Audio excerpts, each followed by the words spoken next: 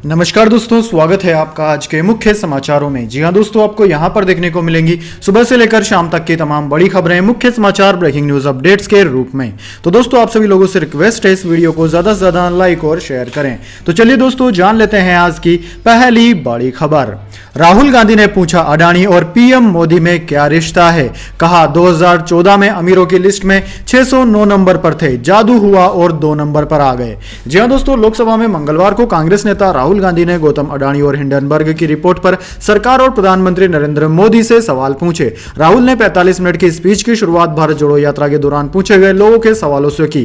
फिर इन्हीं सवालों का हवाला देते हुए गौतम अडानी के मुद्दे पर आ गए। राहुल गांधी ने कहा कि 2014 में गौतम अडानी दुनिया के अमीरों की लिस्ट में 609वें नंबर पर थे। कुछ ही साल में न जाने क्या जादू हो गया कि अडानी इस लिस्ट में दूसरे नंबर पर आ गए। इस स्पीच के दौरान एनडीए मेंबर्स ने एतराज भी जाहिर किया कि आप प्रधानमंत्री पर बिना आधार के आरोप नहीं लगा सकते, आपको इनका सबूत देना चाहिए और अगर नहीं है तो देश से माफी मांगनी चाहिए। हालांकि राहुल गांधी की स्पीच इन छोटे मोटे हंगामों के बीच भी चलती रही और ये अडानी पर बयानों, सवालों और दावों पर ही फोकस रही।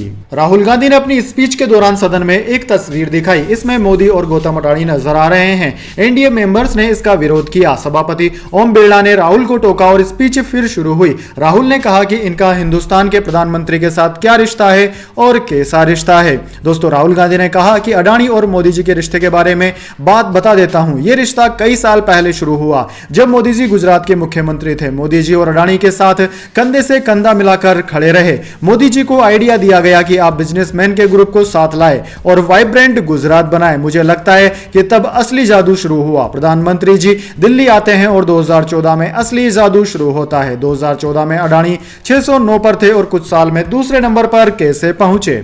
इसके अलावा उन्होंने प्रधानमंत्री मोदी पर देश की कई सारी संपत्तियों को अडानी को दिए जाने पर भी आरोप लगाया। इसके बाद दोस्तों, अगली बड़ी खबर।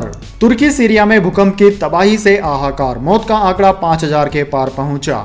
जी हां दोस्तों, तुर्की और सीरिया में आए 7.8 तीव्रता के शक्तिशाली भूकंप और उसके बाद के झटकों के कारण अब तक 5000 से ज्यादा लोगों की मौत हो चुकी है। दुनिया भर के देशों ने बचाव प्रयासों में सहायता के लिए दलों को भेजा है। तुर्की की आपदा प्रबंधन एजेंसी ने कहा कि आपात सेवाओं के 24,400 से अधिक कर्मचारी राहत एवं बचाव कार्य में जुटे हुए हैं। अधिकारियों को आशंका है कि सोमवार भोर से पहले आए भूकंप और बाद के झटकों में जान गंवाने वालों की संख्या बढ़ सकती है, क्योंकि बचाव कर्मी मंगलवार को भी मलबे में फंसे लोगों की तलाश में जुटे रहे। इसी बीच दक्षिणी पूर्वी तुर्की में भूकंप से प्रभावित एक शहर में बंदरगाह के एक हिस्से में भीषण आग लग गई। टेलीविजन पर प्रसारित तस्वीरों में इस्कांद्रियन बंदरगाह पर जलते हुए कंटेनर से काला धुआं उठता नजर आ रहा है। तुर्की तटरक्षक पोत आग बुझाने के प्रयासों में मदद कर रहा है। इसके बाद दोस्तों, अगली बड़ी खबर।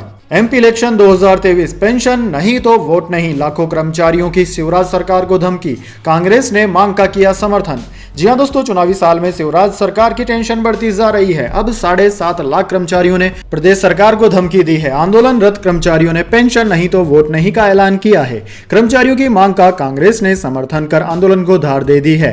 दोस्तों, पूर्व मुख्यमंत्री कमलनाथ ने कांग्रेस की सरकार बनने पर पुरानी पेंशन बहाली का वादा किया है। कर्मचारियों का कहना है कि सांसद विधायकों को पेंशन तो कर्मचारियों को क्यों नहीं। दोस्तों, आपकी जानकारी के लिए बता दें, पुरानी पेंशन योजना बहाल करने के लिए कर्मचारी प्रदर्शन कर रहे हैं। मध्य प्रदेश में 4.5 लाख नियमित कर्मचारी, अधिकारी और कर्मचारी हैं। निगम, मंडल या सरकारी उपक्रमों के कर्मचारियों को शामिल करने पर संख्या 7.5 लाख से ज्यादा होती है। मध्य प्रदेश के पड़ोसी राज्य छत्तीसगढ़ और राजस्थान की कांग्रेस सरकार ने पुरानी पेंशन योजना बहाल कर दी है। मध्य प्रदेश में कर्मचारी पुरानी पेंशन योजना के लिए आंदोलन चला रहे हैं। पड़ोसी राज्यों को देखते हुए शिवराज सरकार टेंशन में है। इसके बाद दोस्तों, अगली बड़ी खबर। अग्निवीर स्कीम सेना नहीं बल्कि अजीत डोभाल ने थोपी, लोकसभा में बोले राहुल गांधी अडानी के मुद्दे पर भी घेरा। जी हां दोस्तों, कांग्रेस सांसद राहुल गांधी ने मंगलवार को लोकसभा में अपने भाषण के दौरान केंद्र सरकार पर जमकर हमला बोला। राहुल गांधी ने अग्निवीर योजना अडानी मामले को लेकर सरकार पर जमकर निशाना साधा। उन्होंने कहा कि भारत जोड़ो यात्रा के दौरान हमने लोगों की बातें सुनी और अपनी भी बात रखी। हमने यात्रा के दौरान बच्चों, महिलाओं, बुजुर्गों से बात की। लोकसभा में कांग्रेस सांसद राहुल गांधी ने कहा कि हमने जब युवाओं से उनकी नौकरी के बारे में पूछा तो कईयों ने कहा कि वे बेरोजगार हैं या कैब चलाते हैं। किसानों ने पीएम बीमा योजना के तहत पैसा नहीं मिलने की बात कही, उनकी जमीन छीन ली गई। जबकि आदिवासियों ने आदिवासी बिल की बात कही। लोगों ने अग्निवीर योजना के बारे में भी बात की, लेकिन युवाओं ने कहा कि इससे हमें 4 साल बाद नौकरी छोड़ने के लिए कहा जाएगा। राहुल गांधी ने कहा कि सेवानिवृत्त वरिष्ठ अधिकारियों ने कहा है कि अग्निवीर योजना आरएसएस गृह मंत्रालय के लिए आई है, न कि सेना के लिए। उन्होंने कहा कि अग्निवीर योजना को सेना पर थोपा जा रहा है। सेवानिवृत्त अधिकारियों ने कहा कि लोगों को हथियार चलाने का प्रशिक्षण दिया जा रहा है और फिर समाज में वापस जाने के लिए कहा जा रहा है। इससे हिंसा भड़केगी। उनको सेवानिवृत्त अधिकारियों को लगता है कि अग्निवीर योजना सेना से नहीं आई और एनएसए अजीत डोभाल ने सेना पर इस योजना को लागू किया है। इसके बाद दोस्तों अगली बड़ी खबर, एशिया कप 2023 खत्म हुई पाकिस्तान की हैकड़ी। स्टार प्लेयर ने कहा एशिया कप शिफ्ट करना ही सही फैसला। जी हां दोस्तों, भारत और ऑस्ट्रेलिया के बीच टेस्ट सीरीज शुरू होने को है, लेकिन एशिया कप 2023 को लेकर भी लगातार चर्चा हो रही है। बीसीसीआई ने इनकार कर दिया है कि टीम इंडिया एशिया कप के लिए पाकिस्तान ट्रेवल नहीं करेगी। इसी के बाद से ही यह बवाल हुआ और पाकिस्तान बिफरा हुआ है। लेकिन अब पाकिस्तान को झटका लगा है, क्योंकि पाकिस्तानी खिलाड़ी ही मान रहे हैं कि एशिया कप का बाहर होना ही बेहतर है। पाकिस्तान के पूर्व ऑलराउंडर अब्दुल रज्जाक ने कहा है कि अगर एशिया कप 2023 को शिफ्ट किया जाता है तो यह क्रिकेट के लिए बेहतर फैसला होगा। अब्दुल रज्जाक बोले कि भारत और पाकिस्तान के बीच मैच सिर्फ आईसीसी टूर्नामेंट में ही होते हैं। अगर एशिया कप दुबई या कहीं बाहर शिफ्ट होता है तो यह बेहतर होगा। इसके बाद दोस्तों अगली बड़ी खबर, इस धंधे को बंद कीजिए, पीएम मोदी और भारत पर जमकर बोले नेपाल के पूर्व गृह मंत्री।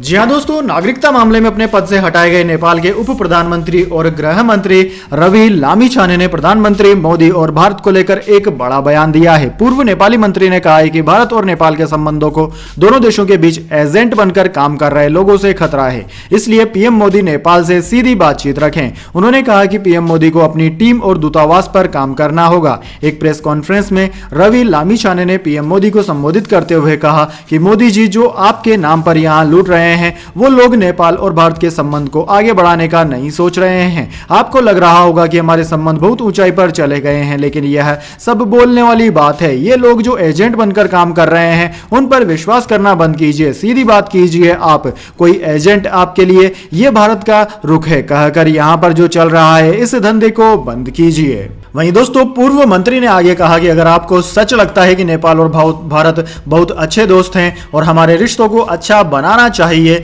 तो बीच में कोई आदमी मत भेजिएगा। इसके बाद दोस्तों अगली बड़ी खबर, भाजपा के दिग्गज सांसद पर सती प्रथा का महिमा मंडन करने का आरोप, सदन में विपक्ष का जोरदार हंगामा। जी हां दोस्तों, लोकसभा में विपक्षी नेताओं ने आज सदन के वेल में विरोध प्रदर्शन किया और दावा किया कि भाजपा सांसद चंद्र प्रकाश जोशी ने सती प्रथा का महिमा मंडन किया है।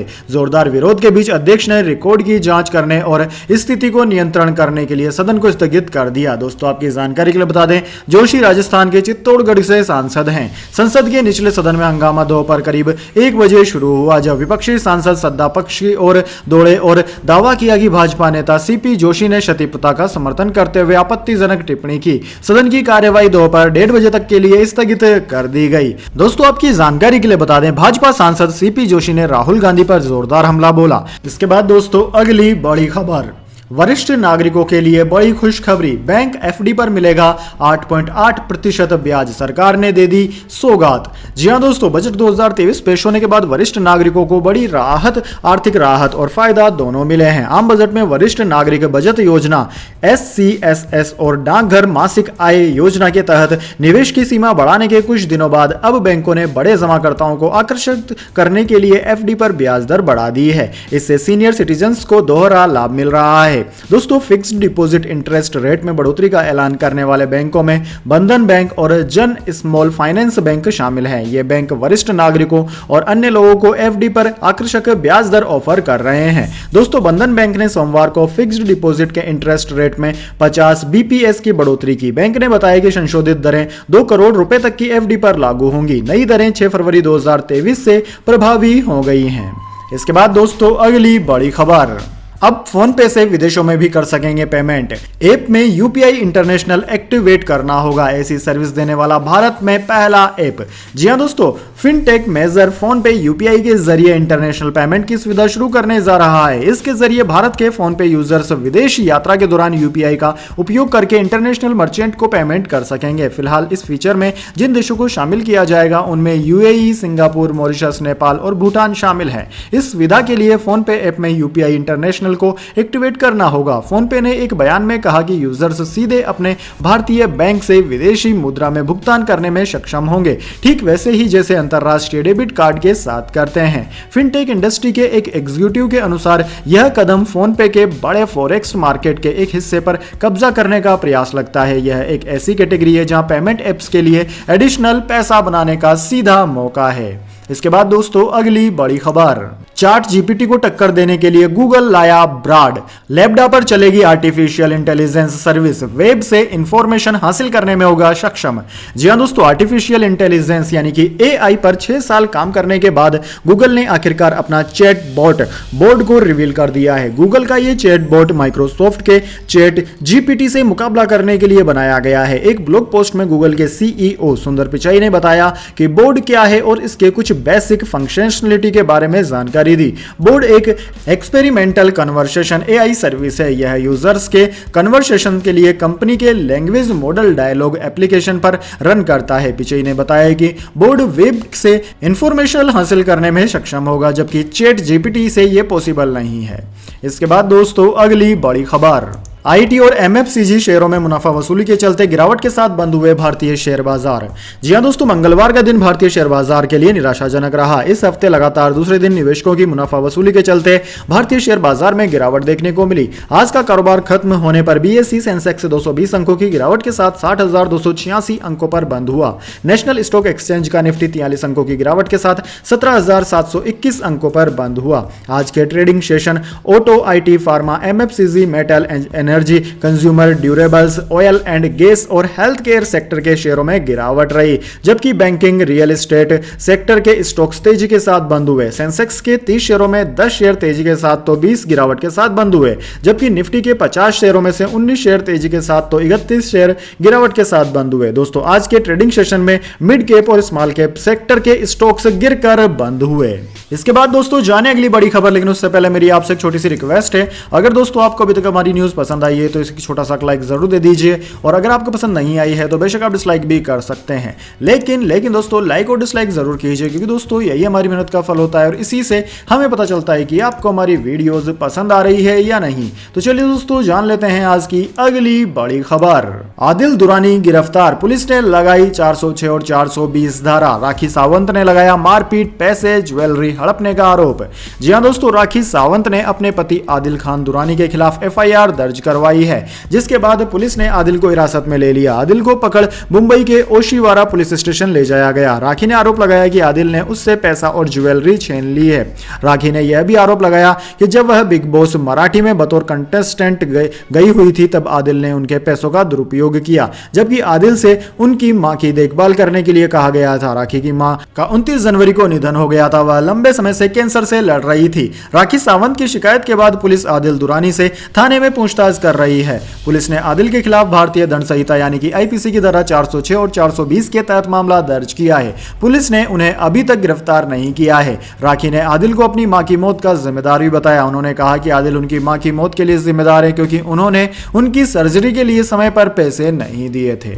इसके बाद दोस्तों अगली बड़ी खबर, 11 फरवरी को त्रिपुरा में हुकार भरेंगे पीएम मोदी, 2 चुनावी रैलियों को करेंगे संबोधित। जी हां दोस्तों, त्रिपुरा में विधानसभा चुनाव होने वाले हैं, जिसके प्रचार के लिए प्रधानमंत्री नरेंद्र मोदी 11 फरवरी को त्रिपुरा जाएंगे।